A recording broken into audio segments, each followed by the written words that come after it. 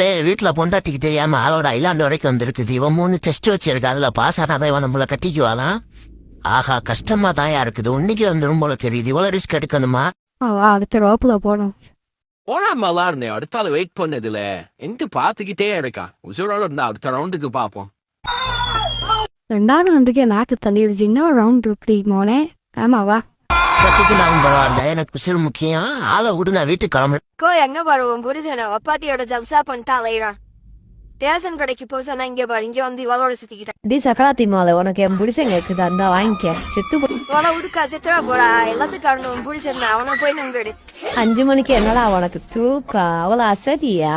கதவு தரலா உறக்க மாட்டியா? இது வர உனக்கு பொண்டாட்டிக்கு கஞ்சி ஊத்த வக்கல வப்பாட்டி கேக்குதா உனக்கு? வப்பாட்டி இருடி மோனே. அக்காருக்கு கோத்த பார்த்தா அண்ணனுக்கு சோதி முடிஞ்சே கொலக்கேஸ்ல மாட்டியே கூடாது.